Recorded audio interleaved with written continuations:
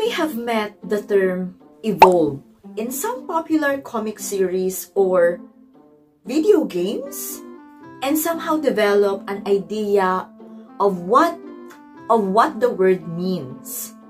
Alright, so in this lesson vlog, we will find out its meaning in biology and its role in tracing species development. Alright, so some organisms may look the same but have a very distinct differences from each other, and others may not be related to each other, but they may have similar functional features and characteristics. Some animals before are very different from the animals we have now. Alright class, so in this lesson vlog, it will take you on a historic voyage that has changed our view of the history of life. Come and join me in this exploration and discover what Charles Darwin and other scientists have written about species evolve with time. Hello my dear students! Welcome back again with another lesson vlog. This is me once again, Teacher Tin, your science teacher for today. So if you are new to this channel, yan, sa mga nasumusubaybay at tumututok dito sa ating lesson vlog. Kung bago ka pa lang sa channel na ito, huwag kalimutan mag-subscribe, like, and hit the notification bell for more updates in Science 10.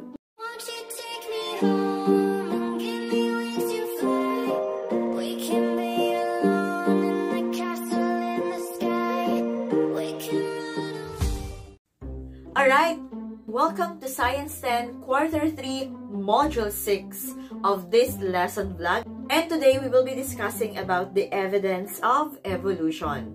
And after going through this lesson vlog, you will explain how the fossil fuel records, comparative anatomy, and genetic information provide evidence of or for evolution.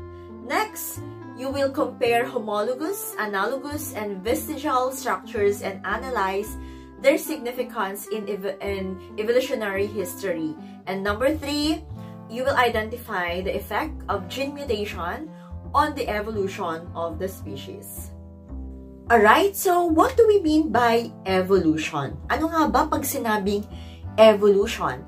When we say evolution is not just a matter of change over time. So there are many things evolve, such as trees lose their leaves, mountain ranges rise and erode. But they aren't examples of biological evolution since they don't evolve through genetic inheritance. So ano nga ba ang meron sa evidence of evolution? Well, the central idea of evolution is that life on Earth shares mutual ancestor as you and your cousin share a common grandparent. Diba? Kung mapapansin nyo, hala, bakit magkahawig kami ng pinsan ko? Bakit parehas kami ng kapatid ko, pero magkaiba pa rin kami? Merong mga traits na nakukuha natin sa parents natin, may mga traits na nakukuha natin sa mga tito natin, and so on and so forth. Through the development with change, of course, the common ancestor of life on Earth pave way to the fantastic diversity that we see documented in the fossil record and around us today. So, anong ibig sabihin natin ng evolution? So, evolution means that we're all distant cousins. Lahat pala tayo magkakamag-anak, diba? Humans and oak trees, the hanging birds, and the whales. Alright, so before tayo mag-continue, let us have this activity for you to understand the lesson well. So you have to do the following activity. So have fun and good luck. So I'll be showing you this picture. So this activity is entitled, I Can See You. Alright, so in this figure is a series of skulls and front leg fossils of organisms believed to be the modern-day horses' ancestors. And you have to answer the guide questions based on the figure. So you will be guided by the labeled figures below. So as you can see in this figure, so this is the lateral view of the skull and front leg of a horse. And as you can see, meron tayong makikita ditong mga bony orbit, the temporomandibular joint, the maxillary cheek teeth, the wolf tooth, canine tooth, the incisor tooth, the mandibular cheek teeth, and on the other hand, so merong tayong leg naman dito. So that's the knee. You can also see the superficial digital flexor tendon, the deep digital flexor tendon, and of course, okay, on the other side, we have the pastern, the hoof wall, and the coffin. So dito naman sa next figure, it shows the modern day horse evolution.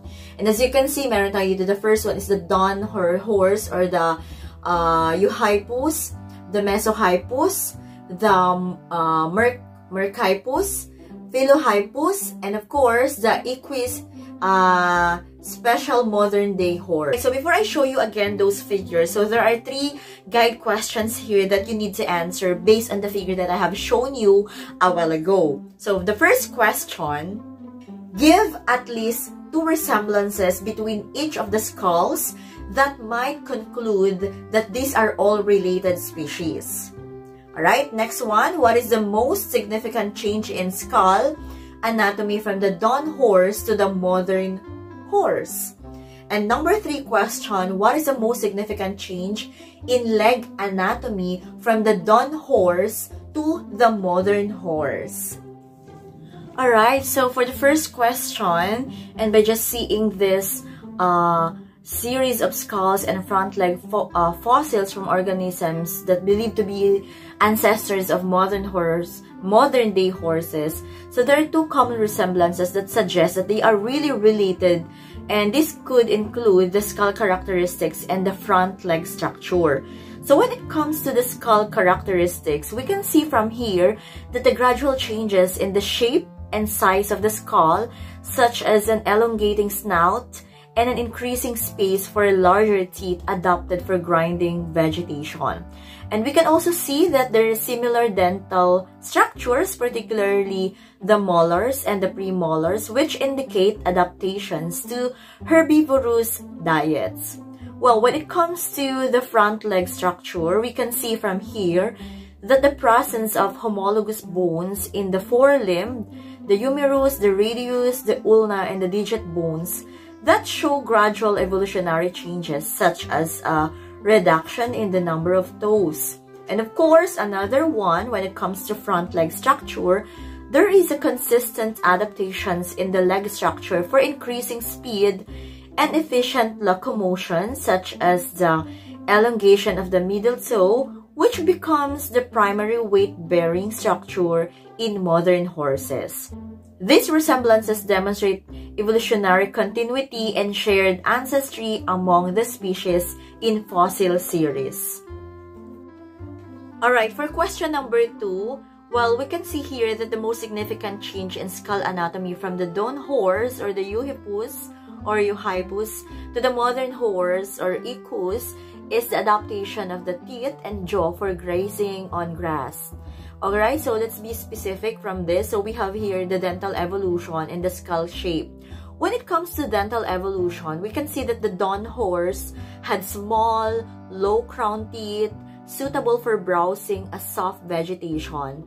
But the modern horse has large, high-crowned teeth with complex enamel patterns adapted for grinding tough, silica-rich grasses. Now, when it comes to skull shape, the skull of the modern horse is more elongated, providing space for larger teeth and a stronger jaw for continuous chewing. And the eye sockets have shifted higher and farther back on the skull, and they are likely to accommodate changes in head shape and improve peripheral vision for a grazing lifestyle in open environments. Well, from this, we can see that these changes reflect the dietary shift and environmental adaptations from forest browsing to open grassland grazing. Alright, and for question number 3, we're in what is the most significant change in leg anatomy from the dawn horse to the modern horse? Well, the most significant change in leg anatomy from the dawn horse to the modern horse is the reduction in the number of toes and the development of a single weight-bearing hoof. So, for the reduction in toes, the dawn horse had 4 toes on the front legs and 3 on the hind legs, which were more suited for walking on soft forested ground.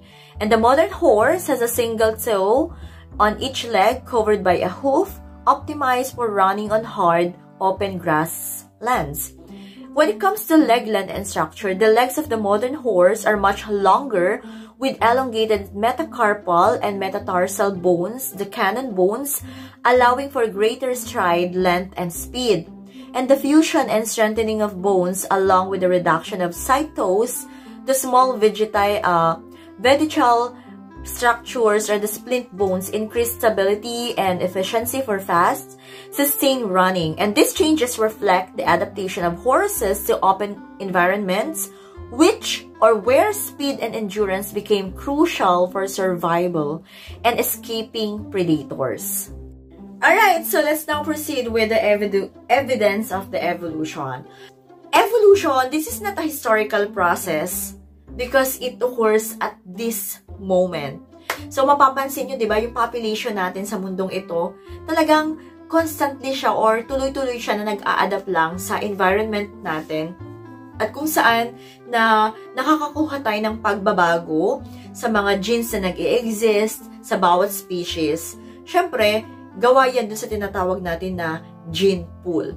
Alright, so are you familiar with Charles Darwin? This is Charles Darwin. And if you are familiar with Charles Darwin, he proposed the idea that all new species descend from an ancestor. So, kumbaga, may pinagsimulan yan. Meron siyang pinanggalingan. Thus, he performed an exhaustive amount of research to provide as much evidence as possible. Siya talaga yung, kaya nga siya yung father of evolution, diba? Si Charles Darwin. Now, what happened? Alright, so today, the significant evidence for this theory is what we call the fossil record, the embryology, the comparative anatomy, and the molecular biology. So these are all the significant evidence for this theory. We're in the evolution, when it comes to the evidence of evolution.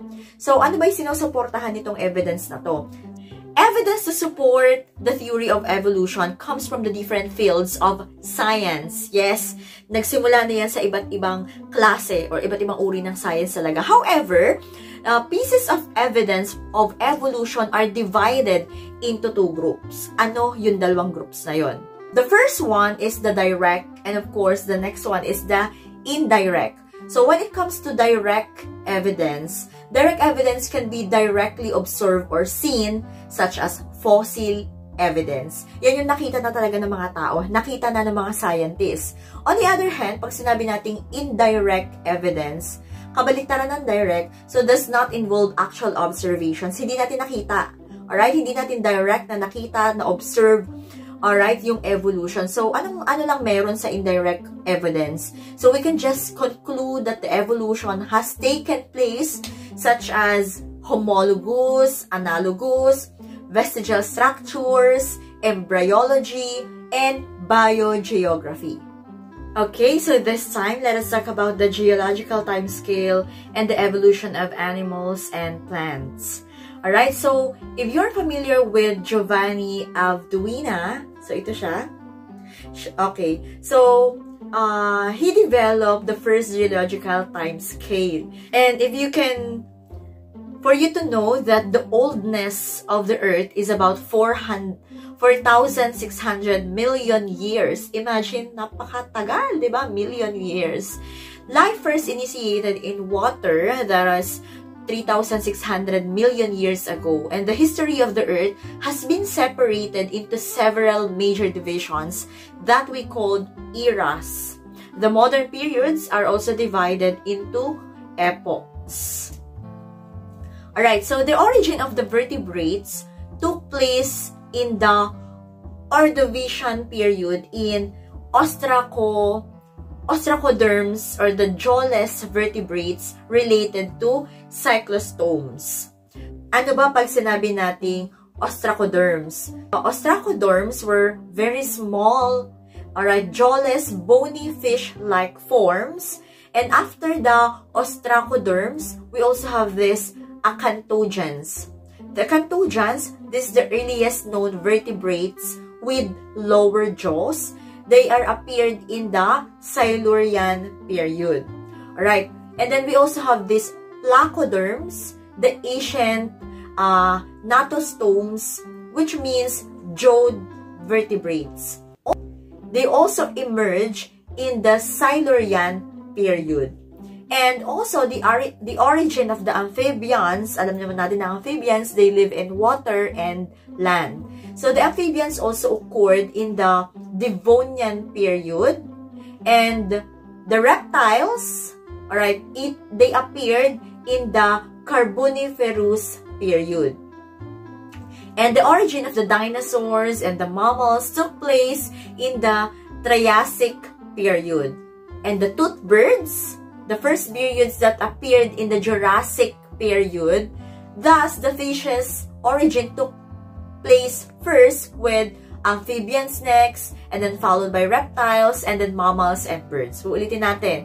So, ano yung pagkakaunawa natin dito? So, nauna ang mga fishes. Alright, sinundan to ng mga amphibians, sinundan ng reptiles, and then mammals and birds. And remember that during the Cambrian period, so different kinds of algae were present during this time. Alright, so we have these marine algae that were very abundant in the Ordovician period. Diba? Iba-iba talaga yung period, diba? Dito natin makikita talaga yung evolution of the different species. And the origin of the bryophytes took place before the vascular plants appearance, like the pteridophytes, the gymnosperms, and the angiosperms. Alam niyo naman, di ba, yung mga flower-bearing and the non-flower-bearing plants. And of course, the origin of the vascular plants took place in the Silurian period. First, yung mga gymnosperms, nag-appear naman ito during the Devonian period. And of course, the origin naman ng first seed, nag-occur naman to no Carboniferous period. Yung mga angiosperms naman, yung mga may mga flowers, so mga angiosperms, nag-appear naman ito at nakita to during the Cretaceous period. Yung angiosperms, ito ay mga diversified. The angiosperms diversified in the Miocene, and their adaptive radiation occurred in the Pliocene. O, diba? So, tandaan yung mga terms na yon na binanggit natin kanina. Now, let us have the part 1 of the evidence of the fossil. Ano ba pag sinabi nating fossil? When we say fossil, ito yung mga remnants of the creature from the primitive times. Okay, so you also have to remember that most organisms do not fossilize, and geological processes usually destroy those that do, or they never surface for examination. Alright, so yung mga fossils, they are generally formed when that organism is covered with or covered by the sediments that then harden into sandstone, o kaya naman sa slate, sa mudstone, or flint. So, organisms also fossilize when buried in volcanic ash, yan sa mga volcano, yung mga usok niyan, okay, or entombed in jar or tree sap, dun sa mga, ano niyan, sap ng tree or mga dagta, di ba? Alright, and another thing that you have to remember that according daw sa mga expert, fossil provides a direct evidence of evolution. Kasi parang direct ito, or there is a direct observation. Alright, so it can tell you that what has happened during the past. So, by simply studying these fossils, so occurring in different eras, different strata of rocks, geologies, they can reconstruct evolutionary time and course. So, ito rin yung nagpapakita ng iba't ibang variation sa kung ano ba yung nangyari sa mga panahon na yun. Alright, so kapag itong mga fossils ay naset in the order of kung ilang taon sila na-develop, ilang taon sila nabuo, or gano'n na sila katagal, they can also directly compare their body structures.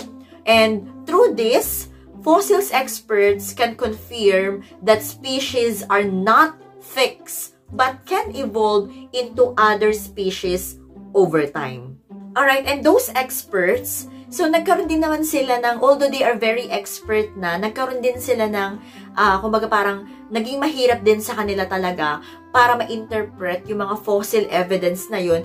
Kasi, may mga fossil record kasi na hindi siya kompleto. So, since, there are smaller number of fossils na nakita, hindi naman siya complete. So, kumbaga, kulang to para mapag-aralan mismo yung mga fossils para ma-interpret nila kung paano ba to nag-evolve. Alright, so moreover, the remains of these organisms are preserved. So, iniingatan nila to. Okay, only in places where conditions are favorable. Kapag okay yung klima, okay yung panahon, so ito yung mga lugar na pwede nilang i-preserve yung mga fossils na nakuha nila. Alright, so for part 2, let us discuss the comparative anatomy, wherein the homologous and the analogous structure. Alright, so when it comes to the discipline of comparative anatomy, this is very vital in understanding the relationships among creatures. Of course, the structures, they are classified to be homologous if they are similar or if they have similar embryonic origins, and analogous if they are identical only in function. So, for instances, yung mga birds, yung mga flies, alright, yung mga pakpak nila, ito yung mga examples na pwede nilang ipag-compare yung structures nila para ito yung mag-serve as na kumbaga meron silang same function, pero meron silang magkakaibang embryonic origins. Kumbaga pares lang sila may pakpak, yung birds, may flies, di ba meron silang pakpak, same yung kanilang structure. However, yung embryonic origins nila magkaiba kasi one is made of bone and flesh, while the other is mainly composed of non-living chitin or chitin. So, on the other hand, so kung mapapag-compare naman talaga natin yung bird's wings and the foreleg of, yung bird's wings, pakpak ng mga ibon, at saka yung foreleg ng frog, alright, they are considered homologous structures, meaning, though their limbs have different functions, but their embryonic origins are alike. Same sila. For some comparative anatomies, yung homologous structures, they are very important. Bakit? Kasi yung homologous structures, importante talaga yan kasi they imply an evolutionary linkages between two species. Kumbaga yung mga structures nila, kumbaga meron silang parehas na pag pinag-aralan ito ng mga scientists, nagko-connect yan kahit magkaiba yung species nila. However, if we're going to compare the anatomy and the development of the organisms, it will only reveal that there is a unity of plan among those strictly connected. Alright, the more species have the same functions, so pag madaming species at madaming functions in terms of body, okay, the nearer they are related. Siyempre, di ba, kung madaming species na yan, tapos same naman sila ng functions when it comes sa body nila, talagang hindi malayo na connected at related yung mga species na to. For the comparative anatomy, we have the vestigial structure. Alright, so ano bang meron dito sa, there is a gradual changes that occur through time that has, or in some cases, it can be reduce or remove the functions of somebody's organs or structure. Talaga naman, di ba, as time passes by, nababawasan yung kanilang structure, di ba? And of course, kahit nga sa human so the human's appendix that is reduced and no longer digests rough vegetation and pelvic bones of snakes with reduced hind legs are examples of this phenomena. Alright? Yun yung example ng mga nagbabago yung structure ng isang organism. Alright? So, moreover, these are the structures that have gone their function in the organism and have become reduced. Kumbaga, nabawasan yung size because of course, the efficiency. Part 3, we have the embryology. Alright? So, when it comes to embryology, so the study of organisms' embryonic progress provides further clues on its evolutionary past. So, marami mga scientists, they proclaim that ontogeny summarizes phylogeny. Alright? It simply means that this theory proposes that if a certain organisms undergo its embryonic development or the what we call ontogeny, so it duplicates. or what we call recapitulates the stages in its evolutionary history, or what we call phylogeny. Alright? So, phylogeny, that's the evolutionary history. For example, sa development natin, tayong mga tao, ikaw, sa development mo. So, sa human, okay, human falls in the neck area. So, dito sa ating leeg, no, dito. Alright, so it refers to as the pharyngeal pouches, which in some animals, ang tawag dito ay, gills, diba? Sa ating mga tao, ito yung pharyngeal pouches natin. Pero sa ibang animals, gills ang tawag doon. This notion of embryology as the instant replay, alright, of evolution has been called biogenetic law. Okay? Alright, so although the connection between the evolution and embryonic development is more complex than once thought, okay, so we can see here that the related organisms do show similarities when it comes to their embryonic development. Alright, so ano bang meron? Kasi syempre makikita natin may mga resemblance may mga pagkakaparehos, and these resemblances can be traced to the conservative nature of embryology. So, pag sinabi natin embryology, this is the small changes on the early development that can have severe significances in advanced phases that is concluded as domino effect. Alright, so, yung gills, they are not found in adult humans. Therefore, all vertebrates, lahat ng vertebrates, have comparable pouches from which they ascend.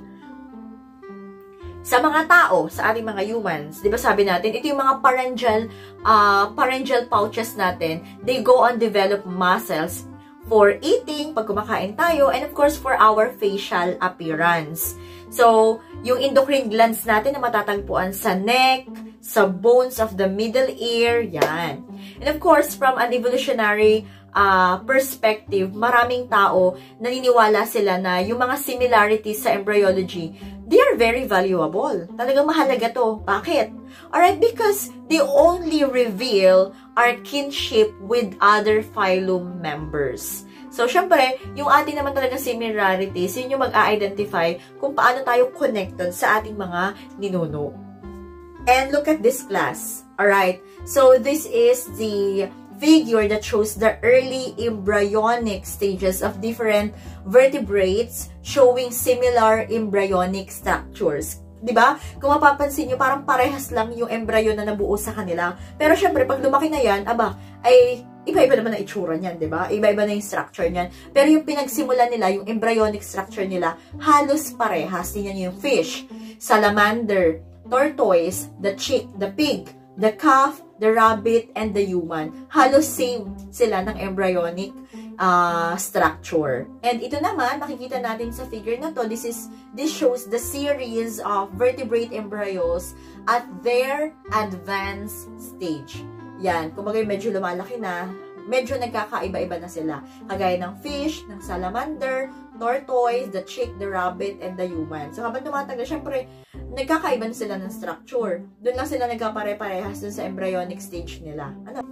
Alright, so thank you so much for listening and for watching this vlog. This is the end of our lesson about the evolutionary or the evolution of the evidence of evolution. So in our next vlog, so part 2 ng lesson na ito, I'll be showing you some of the examples of activities related to evidence of evolution. So, may mga sasagutan tayong activities na pwede nyo ring magamit sa pagre-review nyo when it comes to this module. And of course, sana maituloy ulit natin. Siyempre, itutuloy natin yan. Next vlog natin, Module 7 na tayo for this quarter. So, thank you so much for watching this video. And I hope you learned something from this. If you want to suggest something, another topic that you want to discuss, just leave your comment below. And sorry nga pala kung medyo na-late yung ating upload ng video na to. Medyo busy lang ang inyong lingkod. So, ayun. Thank you so much and have a good day. If you're new to this channel, don't forget to subscribe, like, and hit the notification bell for more updates in Science 10. This is me once again, Teacher Tin, your science teacher for today. Bye! And see you again!